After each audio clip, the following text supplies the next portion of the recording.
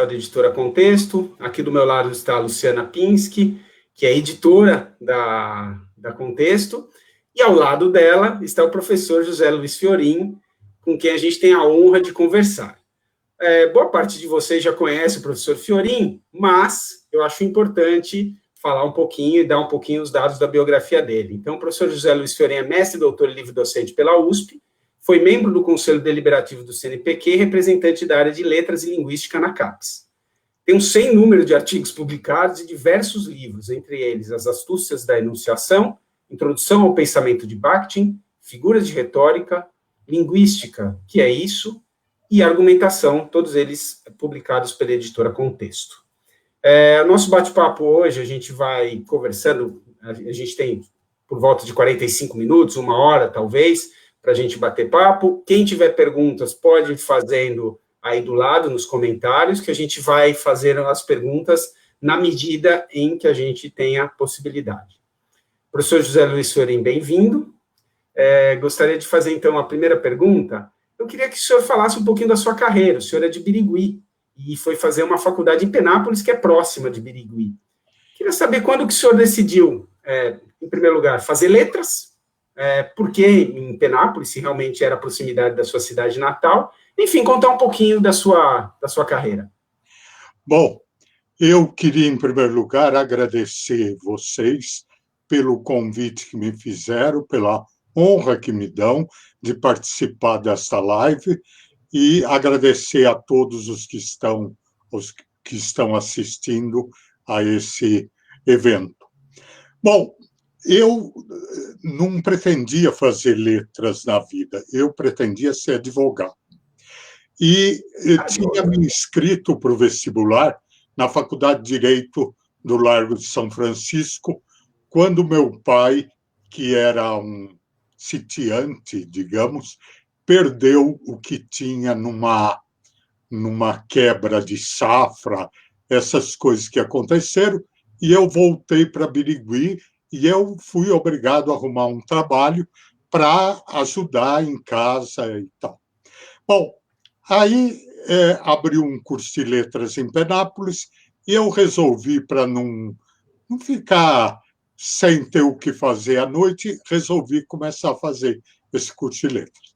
Nesse curso de letras eu tive um professor de teoria da literatura fantástico, chamava José Fulanetti de Nadai, que me entusiasmou de tal forma para as letras que eu abandonei a ideia de me tornar advogado e resolvi me dedicar às letras. Quando eu terminei a faculdade, o Fulanetti disse que eu devia ser professor de linguística, dado que o conhecimento que eu tinha de latim, e coisas desse tipo e tal. E eu fui, então, fazer um curso de especialização em Araraquara com o professor Francisco da Silva Borba. Nessa época, havia 2 cursos de especialização no estado de São Paulo, um em Araraquara e um em São Paulo. Era uma época que estava começando a pós-graduação e o professor Borba achou, então, que eu devia me dedicar à pós-graduação. Eu vim a São Paulo, que só havia em São Paulo, pós-graduação, e vim a São Paulo e comecei, então, mestrado, doutorado, e aí a minha carreira deslanchou. Faz isso já quase 53 anos. Faz 53 anos que eu estou envolvido com a área de letras e eu confesso que hoje, sem nenhum arrependimento de não ter feito o curso de Direito. Inclusive, áreas que o senhor atua tem a ver com a parte de direito, nessa área de retórica e argumentação, sobre a qual a gente vai falar bastante hoje. É verdade, né? É verdade. É verdade. É interessante porque eu, inicialmente, pretendia continuar estudando literatura, mas depois que eu me dediquei à linguística, eu achei.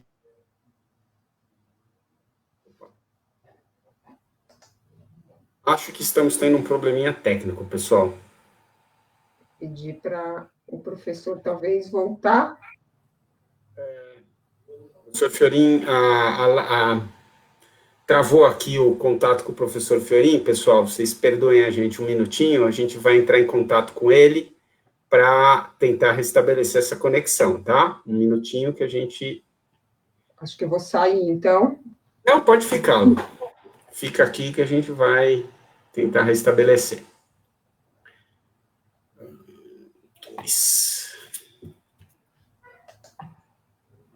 Ele saiu, vamos ver se ele entra novamente, tá? Espera um pouquinho, deve ter caído a conexão dele.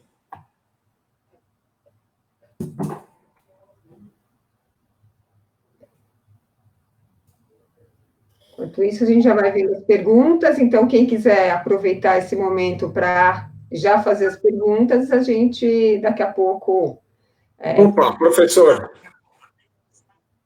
o senhor desapareceu, mas agora ele está aparecendo novamente. Opa, professor! Desculpe, professor, eu não sei o que aconteceu, deve ter caído aí, talvez a internet, deu uma oscilada. Professor, então, já que a gente entrou no campo da argumentação, vou fazer uma pergunta bastante genérica para você. O que para o senhor, o que é argumentação e se todos os textos são argumentativos? Bom, argumento é qualquer procedimento linguístico que visa a levar o meu interlocutor a acreditar naquilo que eu estou dizendo, ou seja, a considerar aquilo que eu estou dizendo como sendo verdade, e, ao mesmo tempo, é o procedimento que me leva a fazer alguma coisa, que leva o meu interlocutor a fazer alguma coisa que eu queira levá-lo a fazer. Então, o argumento é interessante porque a palavra argumento vem do latim argumentum, que significava argumento. Mas o que é mais interessante é que isso é formado de uma raiz indo-europeia, argo, que significa fazer brilhar, fazer cintilar. O argumento é aquilo que faz brilhar uma ideia, que me leva a acreditar naquela ideia, a considerar aquela ideia verdadeira. Então, é interessante que essa palavra, essa raiz argo, é a raiz que está também na palavra latina argentum, que significa prata, e que deu em português argenteo, argentífero, argentário, etc. Todas essas palavras relativas a dinheiro, a prata. Então, o argumento é aquilo que faz brilhar uma ideia. Eu gosto muito de ver a etimologia da palavra, porque nos dá uma concretude ao conceito da palavra. Agora, cabe perguntar se todo o texto é argumentativo.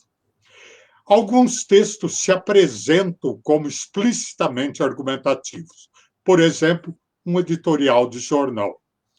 Se quer acreditar que o Brasil está numa situação muito ruim do ponto de vista sanitário, por exemplo, com a pandemia aumentando velozmente, os casos aumentando velozmente no Brasil. Ora, esse editorial se apresenta como explicitamente argumentativo, porque ele expõe argumentos que me levam a aceitar a ideia que o editorial me pretende fazer aceitar como verdadeiro. No entanto, há outros textos que não se apresentam como explicitamente argumentativos. Por exemplo, um texto literário. No entanto, é preciso ter bem presente que, em todos os textos, o enunciador, aquele que produz o texto, cria uma imagem de si mesmo, e essa imagem que ele cria de si mesmo, na verdade, é uma imagem que o leva a ser aceito pelo enunciatário, por aquele que ouve ou que lê o que ele diz, e que, portanto, vai aceitá-lo como dizendo uma verdade. Nesse sentido, nós poderíamos dizer que todos os textos, mesmo aqueles que não são explicitamente argumentativos, eles têm uma função argumentativa, e essa argumentatividade intrínseca à linguagem humana está presente em todos os textos, porque em todos os textos sempre a comunicação não é fazer o outro saber alguma coisa. A comunicação, acima de tudo, é fazer o outro crer em alguma coisa. Ou seja, na verdade, o que eu estou querendo é ser aceito quando eu comunico alguma coisa. Por exemplo, eu estou explicando a vocês o que é argumentação. Eu confesso que eu quero, ao final, que digo, puxa, foi interessante o que ele disse, etc. As pessoas até podem dizer ele é um imbecil completo, mas eu juro que não era essa a minha intenção. Toda argumentatividade inerente à minha fala indica que eu quero ser aceito e quero que as coisas que eu diga sejam consideradas corretas, verdadeiras, etc. E, portanto, a minha fala tem uma dimensão argumentativa muito forte. Posso dizer que o senhor nos convenceu, tá, professor? Certamente. Perguntar o seguinte: no livro, o livro Argumentação, é sobre o qual a gente está, o tema principal do papo de hoje, o senhor escreve assim: os argumentos são raciocínios que se destinam a persuadir, isto é, a convencer ou a comover, ambos meios igualmente válidos de levar a aceitar uma determinada tese. E a minha pergunta é a seguinte: mas não existem casos argumentativos em que convencer é melhor do que comover ou vice-versa? Por exemplo, numa negociação, melhor convencer, numa venda ou em marketing, talvez melhor comover? Sim, sem dúvida nenhuma. O problema é que nós não podemos evitar um dos lados. Nós não podemos achar que a argumentação só se destina a comover ou que a argumentação só se destina a convencer. Não, ela se destina às duas coisas. A argumentação é uma coisa interessante. A humanidade sempre se preocupou com essa dimensão argumentativa do discurso. E Aristóteles, na sua retórica, vai mostrar claramente essa questão da argumentação. Então, ele vai dizer o seguinte, que há dois tipos de raciocínios diferentes. Os raciocínios lógicos, que são aqueles raciocínios cuja conclusão depende necessariamente das premissas colocadas. Por exemplo, se eu digo assim, todo o planeta gira ao redor de uma estrela. A Terra é um planeta, logo a Terra gira ao redor de uma estrela. Bom, isso não depende do meu ponto de vista a respeito se a Terra é redonda, não é redonda, etc. Nada. Não depende da minha ideologia, não depende das minhas convicções, não depende de nada.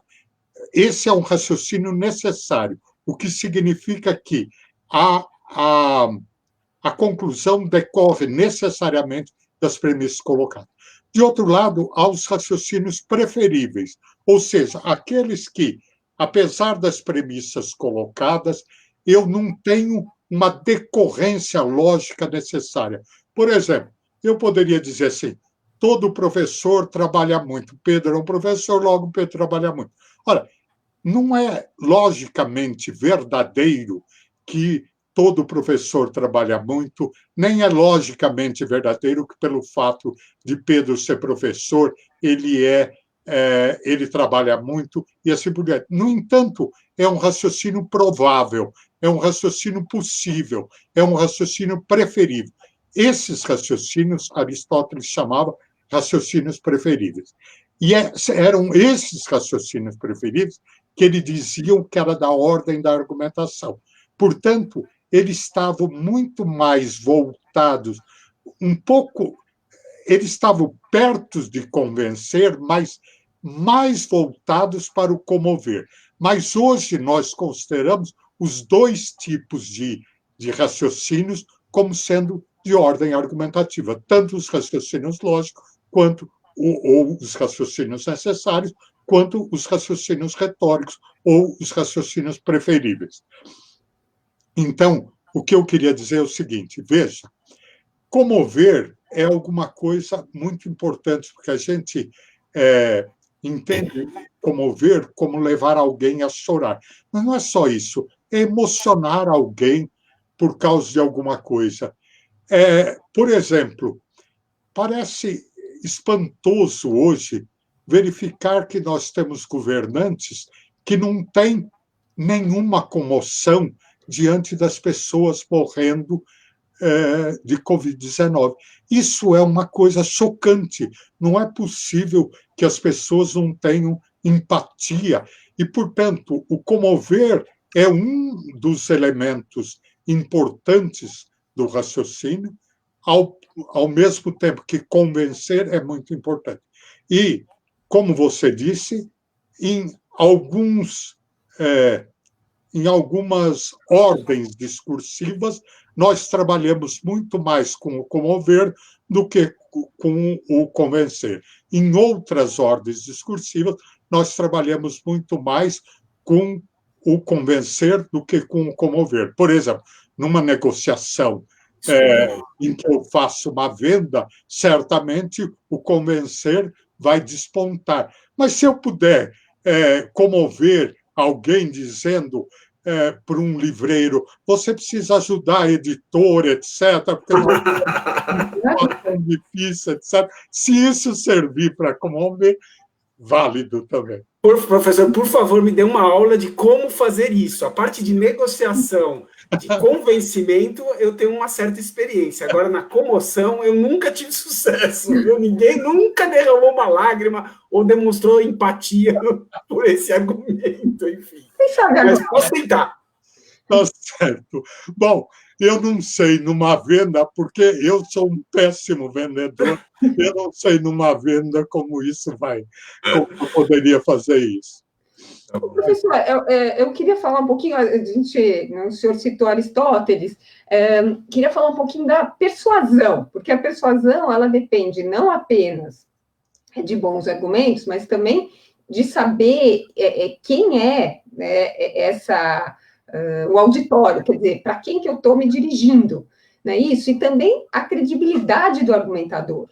Né? Então, assim, o senhor falou agora dos nossos governantes e tal, então eu queria que o senhor falasse dessas duas questões aí extras, né, que estão... Você sabe que é uma coisa curiosa, porque quando a gente pensa em argumentação e diz que a argumentação são todos os procedimentos linguísticos que levam à persuasão, nós somos levados a pensar que a mensagem a argumentação está na mensagem, e que o enunciador e o enunciatário, ou seja, o que produz o texto e o que recebe o texto, não fazem parte da estrutura argumentativa. No entanto, nós devemos levar em conta o seguinte, que a retórica de Aristóteles é dividida em 3 partes. Uma diz respeito ao orador, é o que nós chamamos hoje enunciador, porque Aristóteles pensava num orador, naquele que fazia um discurso na Assembleia em Atenas, para persuadir os cidadãos de algum negócio do Estado. Por outro lado, nós temos que levar em conta os sentimentos do auditório. Então, a primeira parte leva em conta o orador e leva em conta o que se chama o ethos do orador, ou seja, o caráter do orador, já volto a explicar isso. A segunda parte leva em conta o pathos do auditório, ou seja, os sentimentos do auditório. Pathos é a palavra grega, de onde veio paixão. Os sentimentos do auditório precisam ser levados em conta. Em terceiro lugar, a mensagem propriamente dita, ou seja, o logos, o discurso.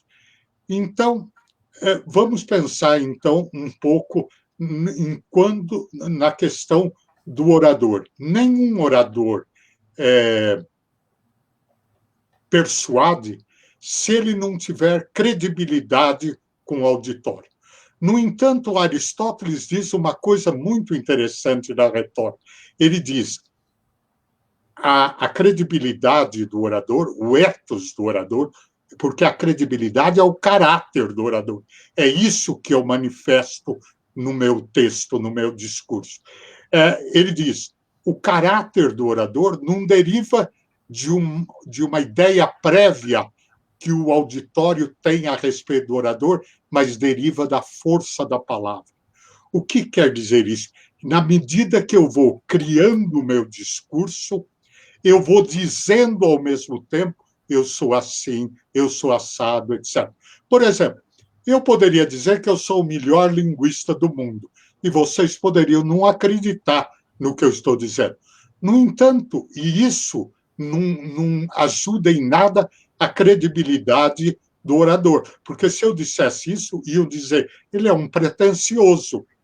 No entanto, à medida que eu vou expondo numa aula, por exemplo, e vou escolhendo exemplos, e vou mostrando o que diferentes autores disseram, ao mesmo tempo que eu vou fazendo isso, eu vou dizendo, eu sou crível como professor, eu sou um bom professor, eu mereço o respeito dos meus alunos. E isso faz parte intrínseca da argumentação. Isso é o que se chama o ethos do orador, do enunciador, ou seja, o caráter que o orador constrói, a imagem que ele constrói de si mesmo tempo que ele vai falando. Machado de Assis, por exemplo, cria a imagem de um autor cético e cínico, que não acredita em nada. Mas será que o Machado de carne e osso era assim? Não interessa. Não é disso que eu me ocupo. Eu me ocupo dos textos machadianos e vejo que, por exemplo, nos romances da primeira fase, Helena, Ressurreição, A Mão e a Luva e Eia Garcia, Machado faz perfis de mulher, e isso é dito que é a fase romântica de Machado. No entanto, o que querem suas personagens femininas? Arrumar um bom casamento. E um bom casamento significa o quê? Casar-se com um homem rico e mudar. Uma das personagens diz, eu escolho meu marido com a fria eleição do espírito. Ora, é uma imagem de um homem cético, de um homem cínico, que havia compreendido perfeitamente os novos sentimentos que o capitalismo nascente que se implantava no Brasil criava naquele momento. Ora, o segundo elemento que eu devo levar em conta é o patos do auditório. Eu preciso estar sintonizado com o auditório minimamente para fazê-lo aceitar as ideias que eu estou querendo mudar. Por quê? Muitas vezes é inútil eu argumentar com determinadas pessoas porque elas têm uma ideia tão fixa a respeito de determinadas coisas que toda a minha argumentação se perde, porque o patos do auditório, do meu enunciatário, não está de modo nenhum sintonizado com os argumentos que eu exponho. Então, é preciso que haja uma relação tríplice entre ethos, patos e logos. Ou seja, esses três elementos precisam estar em sintonia para que a argumentação possa exercer a sua, com eficácia, a sua função. Professor, perdoe meu latim, mas quando a gente fala em argumentum ad hominem, que é muito usado hoje em dia, né, tentativa de negação de uma proposição criticando o autor, isso é uma falácia, é uma maneira muito utilizada em política, né? A gente percebe muito isso em política, mas é uma maneira, é uma falácia, que é a mesma figura? Bom, vamos explicar o que é uma falácia. Uma falácia é um erro argumentativo. Então, qualquer erro argumentativo é uma falácia. E é interessante que, durante muito tempo, se estudaram as falácias e havia livros com elementos de falácia, etc., com o rol das falácias que eu não devia cometer ao argumentar. No entanto, a minha visão é um pouco diferente. Primeiro, vamos explicar, antes de explicar a minha visão, eu vou explicar o que é argumentum ad hominem. O argumento ad hominem é um argumento assim, por exemplo, se eu, ao invés de criticar a tese que a pessoa está expondo, eu critico a pessoa que está expondo. Por exemplo, eu digo, logo quem vem falar em corrupção foi corrupto a vida inteira, vem querer dar lição de moral? Isso é um argumento ad hominem. Bom, e você disse com razão que na política nós temos muitos argumentos ad hominem. Por exemplo, é curioso que o juiz Sérgio Moro saiu atirando no governo na sua demissão e as redes sociais, ao invés de discutirem o que ele tinha apresentado, começaram a chamá-lo de traidor. Isso é um argumento ad hominem. Bom, o argumento ad hominem era considerado uma falácia argumentativa, porque, na verdade, isso é um erro argumentativo, uma vez que ele abandona a tese que devia discutir e vai discutir a pessoa que apresentou a tese. Bom, eu acho que é o contrário, não existe falácia argumentativa. Todos os elementos argumentativos valem na hora de discutir. Quer dizer, se você pudesse dizer, o argumento ad hominem não é um argumento de muito boa fé. Não é. É um argumento de certa má fé. Mas, se isso vale para que uma tese minha seja aceita, eu posso usar o argumento ad hominem. É mais ou menos no futebol como dar um carrinho, que é uma jogada feia, mas pegar só a bola. Mas o argumento ad hominem, Daniel, é genial a sua comparação. O argumento ad hominem é um carrinho argumentativo. Ô, professor, outra prática comum que o senhor explica bem no livro é opor-se a uma ideia que o adversário político, em geral, na verdade, não apresentou.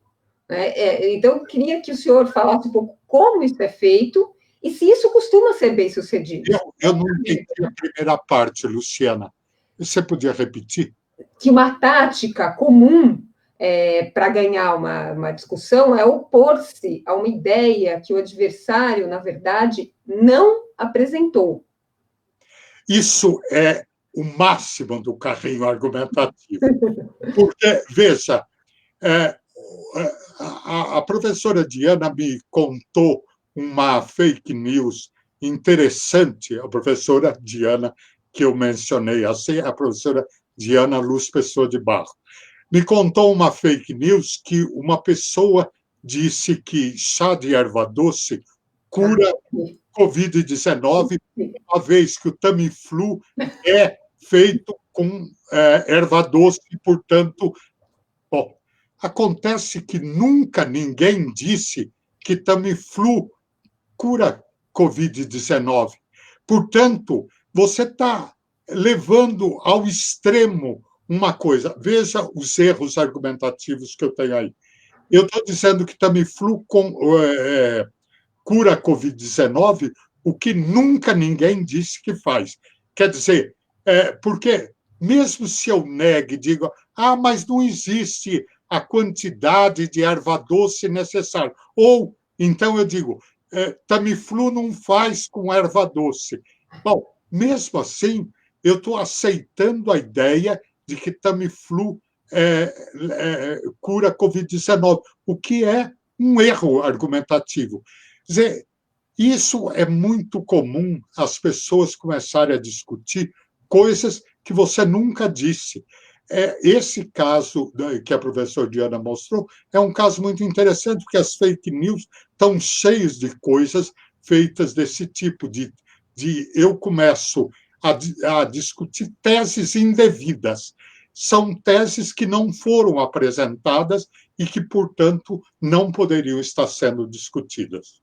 Mas elas são bem-sucedidas, muitas vezes? São. Vocês acreditam nisso? E eu digo que não existe falácia discursiva porque, mesmo que eu discuta de má fé, não deixa de ser um recurso argumentativo no sentido de vencer uma discussão.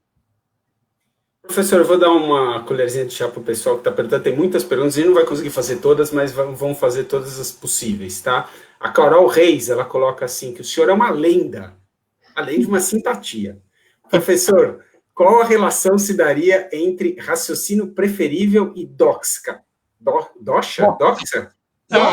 Eu não sei falar esta palavra. É interessante, porque, bom, primeiro, o problema da doxa é um problema extremamente complicado. Doxa, nós poderíamos dizer que é o termo grego para opinião, para o senso comum, digamos assim. Bom, eu diria que o raciocínio preferível está assentado na doxa. O raciocínio preferível, ele só é preferível, por exemplo, eu só posso aceitar a ideia que todo professor trabalha muito, porque na minha doxa, na minha experiência de vida, todos os professores trabalharam muito. Agora, a questão da doxa é uma questão complicada, porque não podemos esquecer que a doxa fundamenta também os preconceitos. A doxa fundamenta também os juízos falsos que a gente tem a respeito de alguma coisa. Então, nós temos que levar em conta o fato de que o raciocínio preferível se assenta na doxa, que a doxa é, portanto, um elemento a ser levado em conta numa teoria da argumentação, mas nós precisamos observar com cuidado esse problema da doxa. Por exemplo, agora é uma questão libertária falar sobre negociação, etc. Se eu disser que uma ideia é correta e tem que ser aceita, isso é visto com um pé atrás, porque é melhor falar em negociação, etc. Tudo. No entanto, essa questão da negociação, às vezes, embute certos preconceitos. Por exemplo, outro dia eu vi uma palestra de uma professora que dizia que, em linguística, as preocupações da população com a linguagem devem sempre ser aceitas pelos linguistas, porque elas revelam uma verdade da população. Aí eu disse para a pessoa, calma aí, porque muitas vezes ela revela preconceitos da população, por exemplo, a respeito de sotaque, a respeito das pessoas acharem que a pessoa está falando feio, etc. E, portanto, todas as vezes que eu tiver um preconceito, eu não posso aceitar isso, porque a doxa considera que o que é popular deve ser aceito sem discussão. Eu tenho que ver que muito da sabedoria popular deve ser aceito. Eu não estou dizendo que não deve ser aceito. E também não estou dizendo que mesmo os preconceitos manifestados nas opiniões do povo a respeito da linguagem não possam revelar preocupações da população com a linguagem que o linguista tem que redirecionar de uma maneira não preconceituosa. Professor, ficando ainda nos gregos, ou pelo menos voltando um pouquinho a eles, né? O senhor estava falando de doxa, eu queria que o senhor distinguisse aqui o silogismo do sofisma. É uma coisa interessante, porque o silogismo é um raciocínio que tem duas premissas e uma conclusão. A primeira premissa é chamada de premissa maior, a segunda, premissa menor. O que é maior e menor? Maior e menor são os termos utilizados. Por exemplo, se eu digo o seguinte: todo o planeta gira ao redor de uma estrela, que foi um silogismo que eu já usei. Quando eu digo todo o planeta gira ao redor de uma estrela, planeta é o termo maior. Aí eu digo Terra é uma estrela, então estrela o termo que aparece nas duas premissas é o termo médio, e terra é o termo menor, porque ele está contido em planeta. Então, dá para entender o que é o termo maior e o termo menor. O termo maior é aquele que contém o termo menor. Então, eu digo a Terra é uma estrela, e aí deriva a conclusão, logo, uma estrela gira ao redor do Sol. Todo homem é mortal. Pedro é homem, logo, Pedro é mortal. Homem é a maior, Pedro é menor, mortal aparece duas vezes, e daí eu tiro uma conclusão, logo, Pedro é mortal. Bom, o silogismo não precisa ser necessariamente verdadeiro, porque eu posso ter silogismos retóricos, como no caso dos silogismos dos raciocínios preferíveis. Ora, no entanto, o que é um sofisma? Um sofisma é um erro de raciocínio. Então, por exemplo, se eu dissesse assim, vamos ver se eu me lembro agora de um raciocínio sofístico. Por exemplo, eu digo assim, nenhum homem é inteligente. Pedro é homem, logo Pedro é inteligente. Isso é um sofisma porque... não, acho que esse não fica bem. Ser o geral, né? O primeiro também? O primeiro teria que ser também o grande, como no silogismo? Não é o segundo que se distingue? Pode ser um silogismo, e esse silogismo pode ter um erro de raciocínio. Mas eu vou dar um outro exemplo. Se eu faço uma inferência, por exemplo, eu vejo que um planeta tem ar, vejo que outro planeta tem ar, outro planeta tem ar, 4 planetas têm ar. De 4 planetas que têm ar, eu tiro a conclusão de que todos os planetas têm ar. Isso é um tipo de inferência, porque a amostra é muito pequena para me permitir concluir que todos os planetas têm ar. Desculpe, mas no momento não me ocorre nenhum raciocínio, nenhum silogismo sofístico. Tem uma pergunta que o pessoal está fazendo aqui que tem a ver com a inferência. Então, se o senhor quiser falar um pouquinho sobre isso, que estão exatamente perguntando a relação entre argumentação e inferência. O senhor deu um exemplo de inferência agora? Experiência, argumentação. E inferência. A inferência. Bom, na verdade, a inferência faz parte da argumentação, porque, na verdade, eu tenho que inferir a verdade de uma tese a partir dos argumentos colocados. Às vezes, eu explicito essas coisas, outras vezes, eu deixo de explicitar essas coisas. A inferência pode ser uma inferência lógica ou pode ser uma inferência pragmática. O que é uma inferência pragmática? Eu posso dizer assim, por exemplo, eu digo assim, eu não consigo fazer um discurso em chinês. Bom, você vai deduzir daí que eu sou capaz de conversar uma conversa simples em chinês, que eu sou capaz de entender aquilo que se diz minimamente em chinês. No entanto, isso não é verdade. Essa inferência é uma inferência verdadeira, pelo que eu disse, mas, digamos, o que eu disse, na verdade, era para você entender que eu falo chinês, mas, enfim, é uma mentira. Isso é uma inferência pragmática. Por outro lado, uma inferência lógica é aquela que decorre necessariamente dos dados colocados, como, por exemplo, todo homem é mortal, Pedro é homem, logo Pedro é mortal. Essa é uma inferência lógica. Bom, na verdade, o estudo das inferências faz parte da do estudo da argumentação.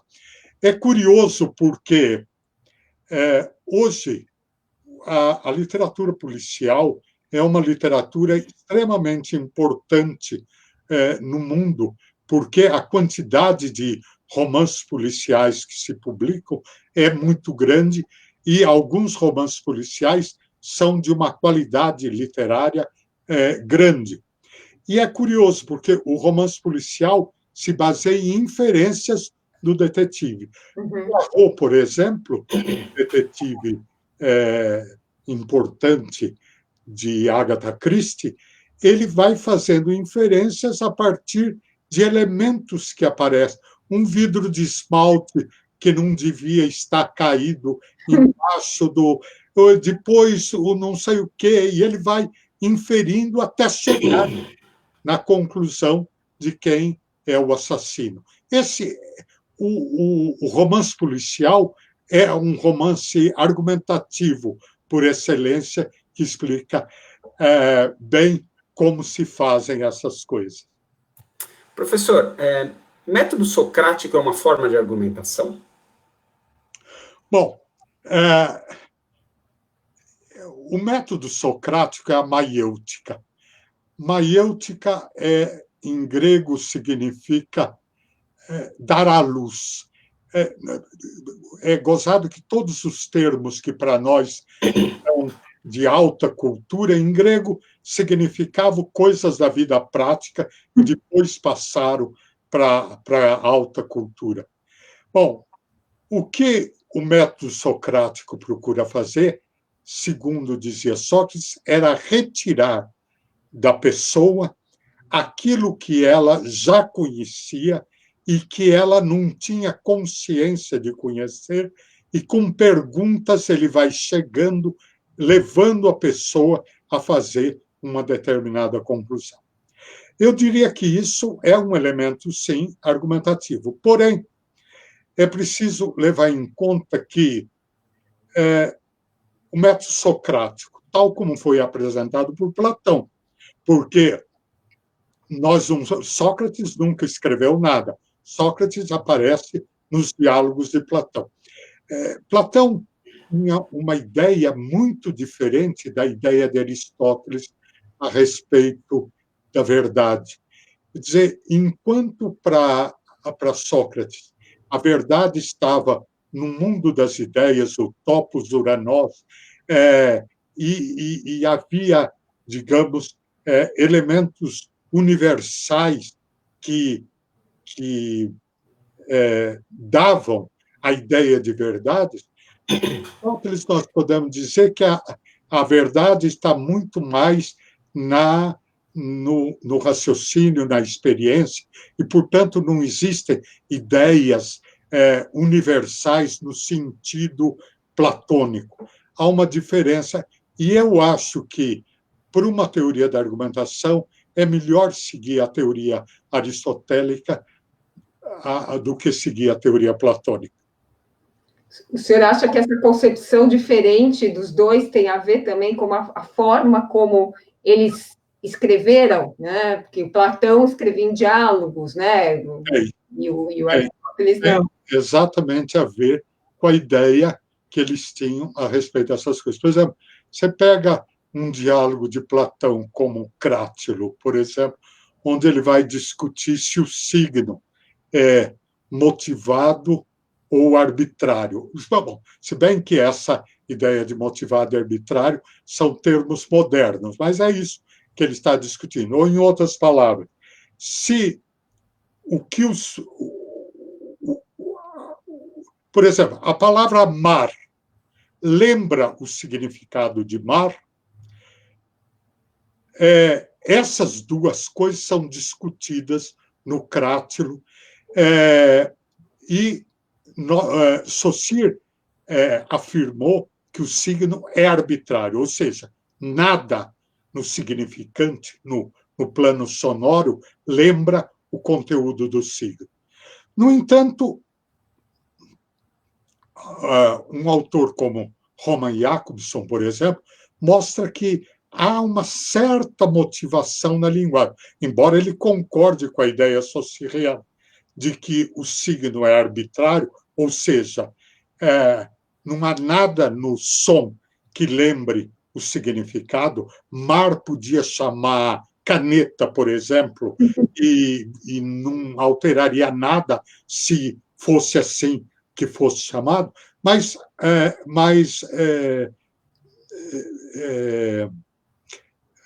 Jacobson vai mostrar que em determinados fenômenos da linguagem há uma motivação. E ele explica isso com o comparativo e o superlativo em latim e em inglês nos nomes monossilábicos, né? Em inglês, por exemplo, eu faço high, alto, higher, mais alto, highest, o mais alto.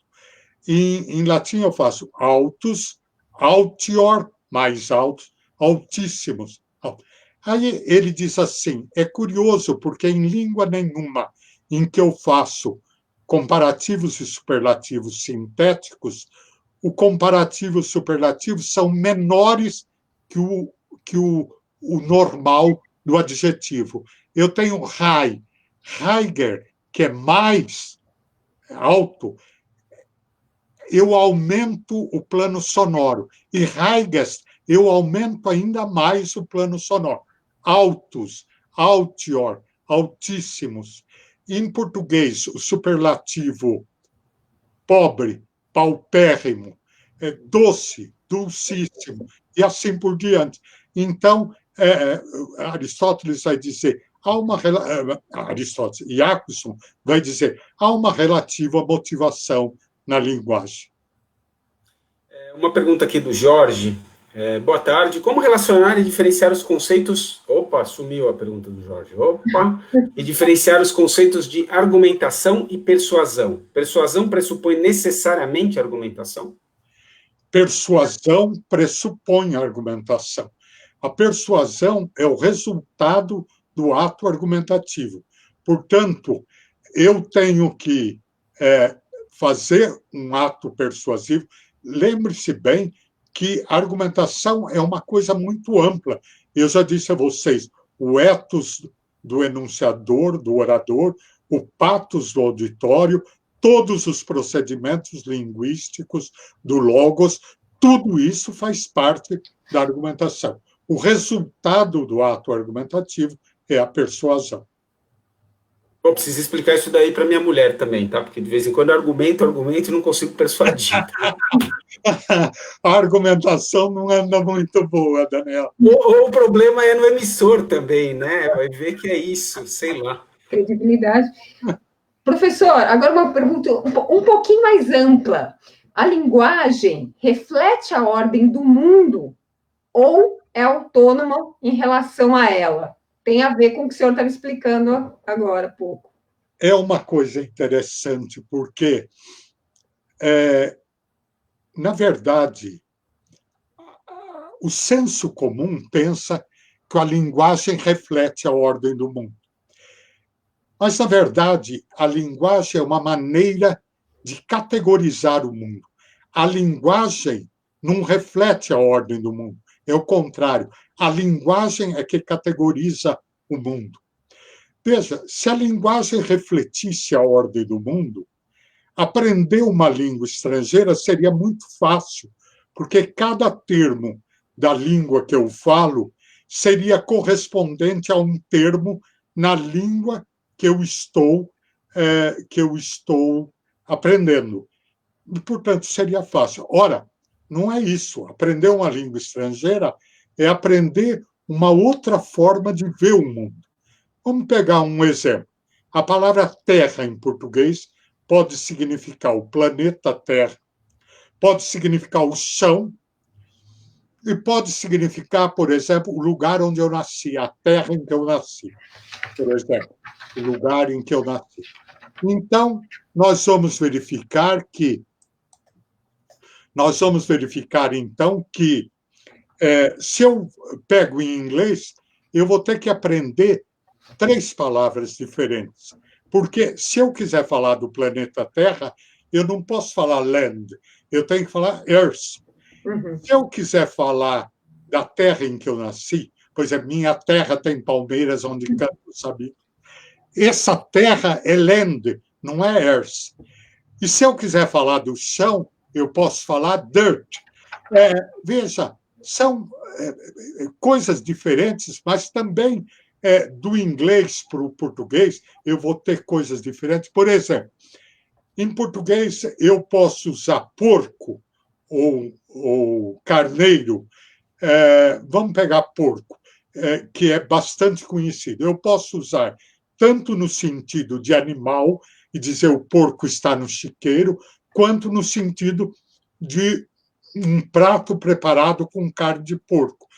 Por exemplo, hoje eu vou servir porco no almoço.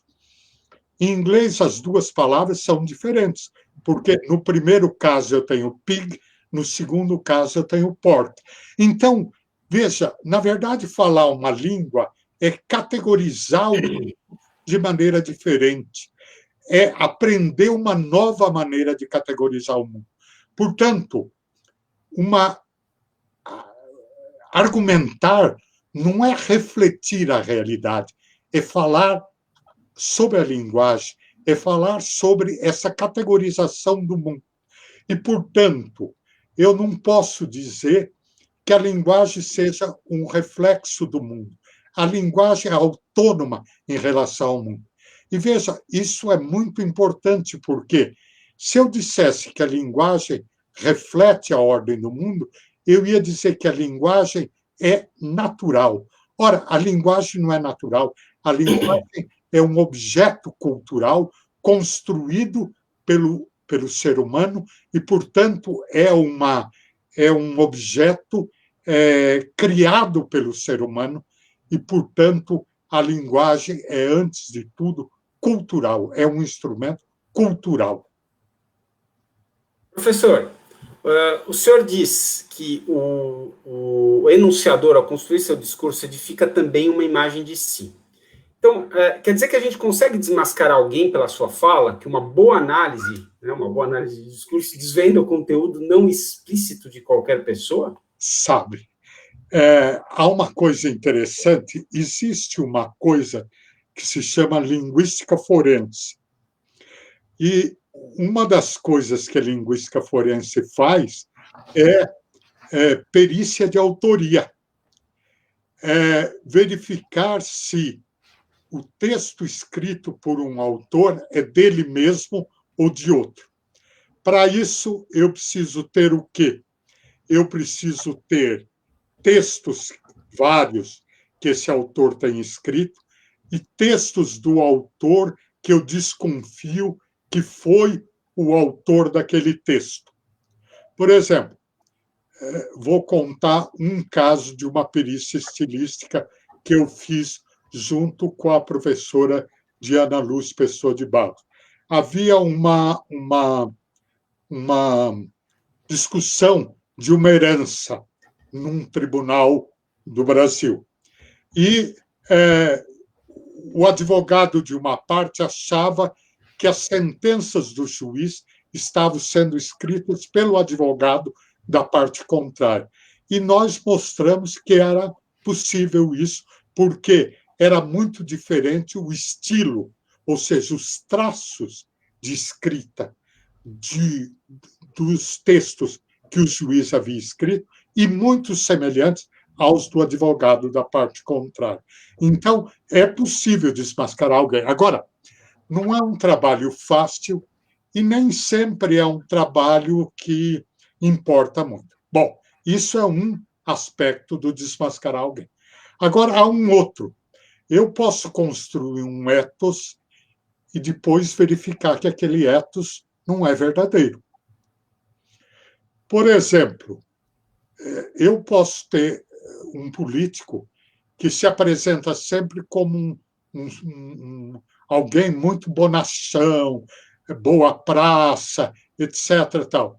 E daí, de repente, um dia, eu descubro, por meio do discurso dele, que, na verdade, na intimidade, é uma pessoa extremamente grosseira, não tem nada de boa praça, etc. Tal. Isso mascara o ethos do enunciador.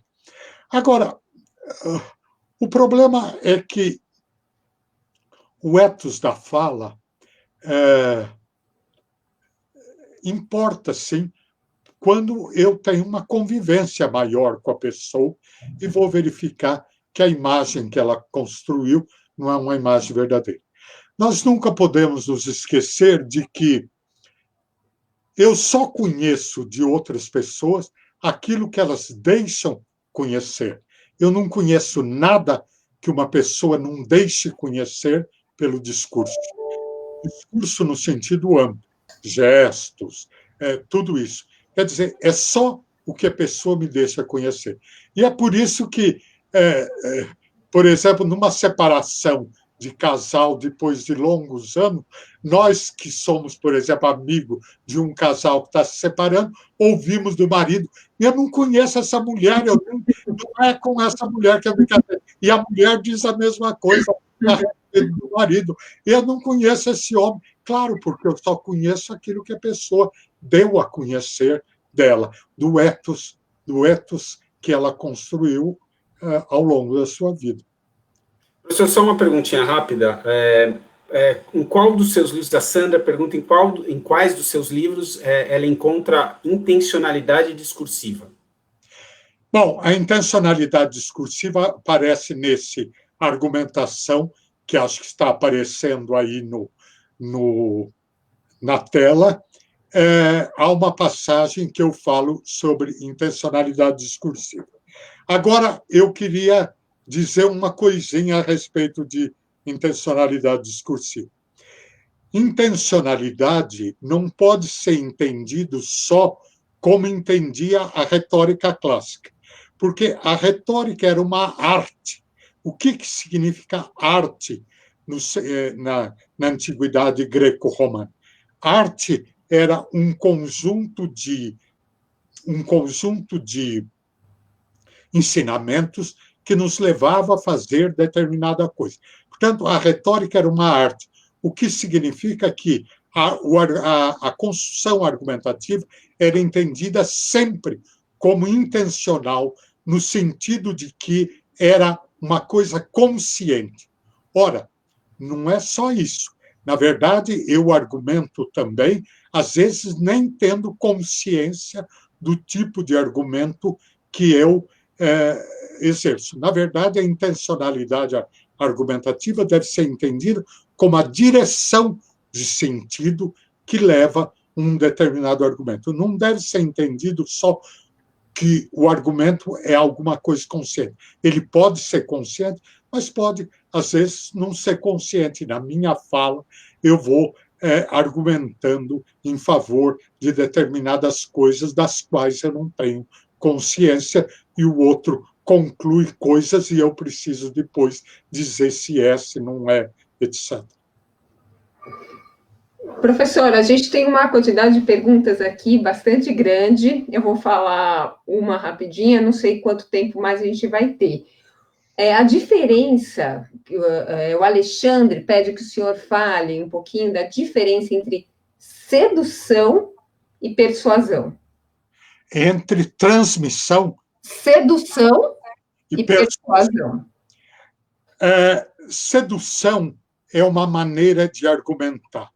Na verdade, a sedução é um juízo positivo sobre a competência de alguém. Então, por exemplo, eu digo, claro que você vai conseguir fazer isso, você é uma pessoa muito capaz, etc. Isso é sedução. Portanto, a sedução é uma forma de argumentação. Ao passo que todo tipo de argumento é um argumento para a construção da persuasão, ou seja, é um argumento com vistas à persuasão. E, portanto, a sedução é um argumento com vistas à persuasão. Professor, uma questão de ordem. A gente já está com 1 hora, a gente tem mais de 300 pessoas assistindo, então tem muitas perguntas.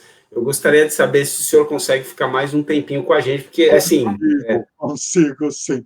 Acho que as pessoas que estão assistindo merecem que a gente fique mais um tempo. Então, ótimo. Vou tentar fazer mais algumas perguntas do público. Pessoal que está assistindo, eu quero pedir desculpa, a gente não vai conseguir fazer todas, porque senão o professor Fiorino vai poder jantar, tá? Vamos lá. Qual a relação entre argumentatividade e coerência na construção da lógica do texto? Argumentatividade e coerência. Na construção lógica do texto. Bom, a coerência diz respeito a não haver contradição entre os elementos do texto. Na verdade, a coerência não foi construída dentro da teoria retórica. E, portanto, a história de coerência, coesão do texto, na verdade, diz respeito à questão dos fatores de construção da textualidade. Agora, de qualquer forma, eu diria que a coerência faz parte da argumentatividade, porque uma coisa mortal numa argumentação é cometer uma incoerência argumentativa. Por exemplo, se eu dissesse assim, hoje está muito frio, por isso eu estou sem blusa, se eu estivesse sem blusa. Bom, veja, o por isso, ou portanto, não decorre necessariamente, não decorre do fato de estar frio. Está frio, eu teria que pôr uma adversativa aí. No entanto, estou sem blusa. Então, cometer um erro argumentativo, cometer uma incoerência argumentativa ou uma falta de coesão argumentativa é uma coisa ruim para a argumentatividade. A argumentatividade engloba o fato de que ela tem necessidade da coerência, ela tem necessidade da coesão do texto. Professor, tem uma pergunta do Emerson, já faz um tempinho. Ele pergunta se a metáfora é um recurso argumentativo na linguagem poética. A metáfora é um recurso argumentativo não só na linguagem poética, no dia a dia também. Por exemplo, quando diz nós estamos em guerra contra a Covid-19, guerra é uma metáfora. É uma questão curiosa, porque vocês me permitem responder um pouco mais longamente essa questão, porque essa é uma questão muito interessante.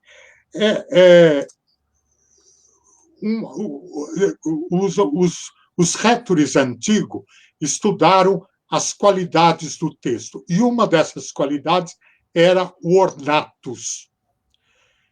Bom, ornatus se traduz em português como ornado, ornamento. Então, se diz que a figura, como a metáfora, a metonime, a sinédoco, enfim, qualquer uma das figuras, era um ornamento do discurso. O que significa, então, que as pessoas entendiam que era um enfeite do discurso e que, portanto, a figura não tinha uma dimensão argumentativa. Ora, isso é um equívoco, na verdade, porque se eu pegar a palavra ornamento em latim, eu vou verificar que o primeiro significado de ornamento era reio, trem de cozinha. Esse era o significado da palavra ornamento. Só mais tarde, ornamento vai significar insígnia, distinção honorífica e ornamento no sentido de enfeite. Portanto, quando se fala que o ornatus faz parte, é uma qualidade do discurso, o que nós estamos querendo dizer é que o discurso é bem equipado, é bem construído, é isso que significa o ornatus. Por exemplo, eu tenho no De Bello Gallico de César, que é a história da Guerra da Gália, contada por César, uma passagem que ele diz: Naues omni genere armorum ornatissimae. Quer dizer, eu não posso traduzir navios ornadíssimos de todos os tipos de armas. Isso não tem sentido. Um navio não pode ser ornado.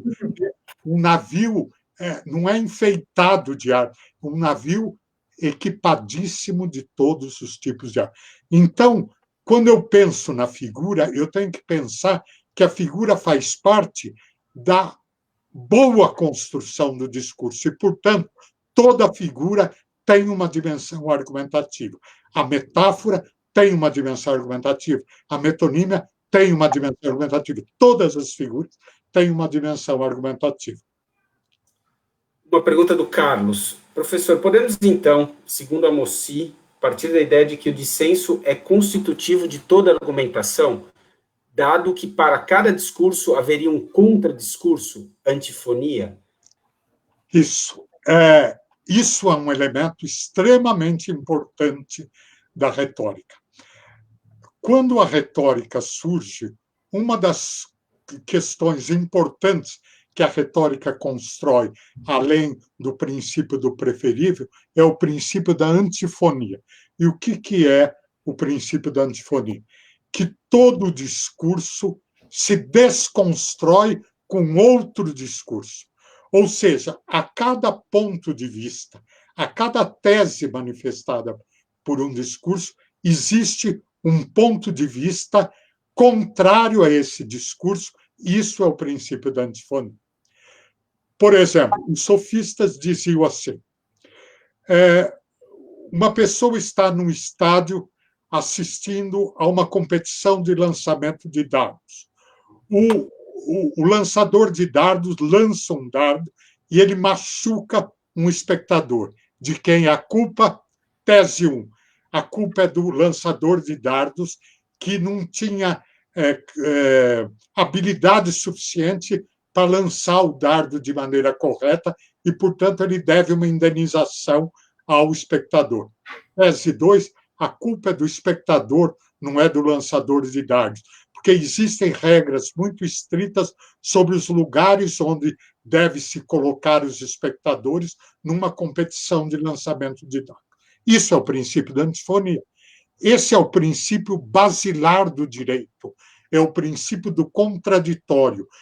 Nós temos sempre que, a cada acusação, ter um ponto de vista contrário, sem o que eu não tenho democracia. E a retórica é alguma coisa, o princípio da antifonia é uma questão extremamente importante, porque o princípio da antifonia é constitutivo dos negócios humanos, uma vez que, nos negócios humanos, no geral, não existem verdades lógicas. Por exemplo, o aborto deve ser crime ou não deve ser crime? Se eu concluo que não deve ser crime, eu concluo isso por uma razão médica, mas eu não estou levando em conta, por exemplo, princípios religiosos. Se uma pessoa acha que o aborto não pode ser descriminalizado, não pode ser legalizado, é por princípios religiosos. Nenhum desses dois elementos são verdades no sentido lógico dos termos. Isso é da ordem do preferível, ou seja, é aquilo que é melhor. Puxa vida. Pessoal, tivemos mais um corte aqui, não tenho a menor ideia do porquê. Vamos tentar trazer o professor de volta, tá? Ele estava no meio de uma argumentação muito importante. Boa. Logo ele estará de volta aqui, se tudo der certo.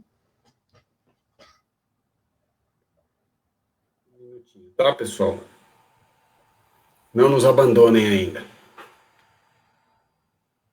Aproveitar e agradecer a professora Leonor Werneck Santos, nossa querida autora, que está comentando. Oi, professora. Consegue entrar de novo? Alô? Lu, vai conversando sobre filosofia, Platão, Aristóteles, que é a sua área de conhecimento, quando eu tento falar com o professor aqui. Não, gente, eu sou editora de livros, tá? Jornalista. Não sou da filosofia, não. Eu só... Espera aí que ele está voltando, enquanto isso vocês vão se poupar da aula de filosofia da Luciana. Pronto, professor, estamos entrando. Só um segundo. Entrei. Opa! Voltou de novo. Então, eu estava dizendo, nos negócios humanos não existem verdades lógicas, existe aquilo que é preferível para a maior parte da população, para a maior parte, o que é melhor do ponto de vista da saúde pública, etc. Portanto, nos negócios humanos, o princípio da antifonia é essencial, eu não posso deixá-lo de lado. Deixa eu só emendar com uma pergunta que tem a ver com, enfim, com o princípio da antifonia. Argumentar, aparentemente, só tem sentido em uma sociedade que se debate com racionalidade. E no seu livro, o senhor diz, por isso o aparecimento da argumentação está ligado à vida em sociedade, e principalmente ao surgimento das primeiras democracias. Pode-se, então, dizer que a argumentação é uma característica de um agrupamento humano democrático? Sim. É interessante porque a retórica surge em Atenas, onde havia pontos de vista divergentes a respeito de alguma coisa, e as deliberações eram tomadas,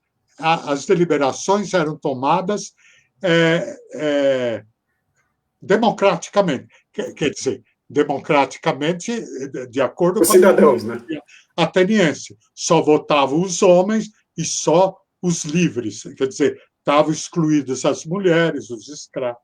Tal. Bom, mas é preciso levar em conta o seguinte: todo governante autoritário, o que ele quer é acabar com a contradição, é acabar com o princípio da antifonia. A retórica é filha da democracia. A retórica só vive mesmo quando existe democracia. E eu acho que essa é uma ideia que as letras têm que incutir na sociedade. Nós precisamos ter sempre uma atitude de respeito ao princípio da antifonia, de respeito ao princípio da contradição. Só assim uma sociedade pode ser democrática. Nós temos que debater nossas ideias com clareza, não vendo no outro um inimigo, mas vendo no outro alguém que tem uma ideia diferente e que eu busco conhecer. A argumentação, que é parte integrante da retórica, eu poderia dizer, ela é filha da democracia, e ela só existe nas sociedades democráticas. Lu, eu queria, então, que você fizesse uma pergunta final para a gente ir encerrando, senão é muita exploração, já estamos aí há quase uma hora e 15. Não tenho. Eu gostaria de agradecer muito vocês dois, foi uma coisa extremamente simpática. Eu agradeço a todo mundo que acompanhou esta entrevista. Na verdade, agora não chama entrevista, chama live, né? Mas eu não sou eu sou conferencista e um professor presencial. E eu aprendi isso mais ainda agora. Mas eu agradeço todo mundo de coração que acompanhou esta live. Obrigado a vocês. Bom, em primeiro lugar, professor, pelos comentários aqui do lado, o senhor já pode começar uma nova carreira de professor de EAD ou de professor a live, porque, olha, o pessoal acho que adorou as suas explanações. Lu, você tem mais alguma colocação? Eu queria, se não for explorar muito o senhor, professor, eu queria que o senhor falasse um pouquinho sobre quando o senhor falou da democracia, sobre a importância do contraditório, que o senhor falasse um pouquinho do papel da imprensa nisso. Se o senhor pudesse falar um pouquinho, seria bastante interessante. Olha, é uma coisa interessante, porque a linguagem nunca pode ser absolutamente neutra. Por exemplo, eu vi em 2 jornais diferentes, uma ocasião, as seguintes manchetes: sem teto ocupam propriedade abandonada e sem teto invadem propriedade privada. Os dois faziam referência ao mesmo fato. Só que a linguagem utilizada revela o ponto de vista de cada um dessas pessoas. Veja, se eu digo sem teto invadem propriedade privada, eu estou, em princípio, contra o sem teto. E se eu digo sem teto ocupam propriedade abandonada, em princípio, eu estou a favor da invasão. Portanto, em princípio, a imprensa não pode nunca ser absolutamente neutra, porque a linguagem revela sempre um ponto de vista de alguém. Ora, mas a imprensa pode cuidar de algumas coisas para não virar muito tendenciosa. Ela pode, por um lado, nunca inventar um fato. Todos os fatos contados devem ser comprovados. Por exemplo, eu não poderia dizer nem invade, nem ocupa, se não tivesse havido uma ocupação. Por outro lado, é preciso que ela ponha pontos de vista diferentes para que o leitor tire o seu ponto de vista. No entanto, está acontecendo uma perversão na imprensa com essa história de ponto de vista. Veja uma coisa interessante. Há algum tempo, um alto funcionário do Ministério da Educação disse que o criacionismo precisava ser ensinado nas escolas como uma teoria alternativa ao evolucionismo. Isso ocasionou um debate muito grande e tal, e a imprensa deu voz aos dois lados, a um criacionista e a um evolucionista. Espera um pouquinho. Dar voz a um criacionista é considerar o criacionismo, mesmo o que se chama a teoria do design inteligente, como sendo uma teoria científica, o que não é. Então, é preciso um pouco de cuidado. Eu preciso pôr pontos de vista opostos quando esses pontos de vista se equivalem. Por exemplo, se eu tenho dois pontos de vista científicos opostos, existe isso porque a ciência é sempre uma explicação parcial dos fatos e, por isso, a ciência vai progredir sempre. Se eu tenho dois pontos de vista científico, eu apresento. Se eu tenho dois pontos de vista político, eu apresento. Mas se eu tenho um ponto de vista científico, porque a teoria da evolução criou todo o melhoramento genético que nós temos de sementes, de animais, etc., tudo isso foi criado por uma teoria da evolução. Enquanto a teoria do design inteligente não criou nada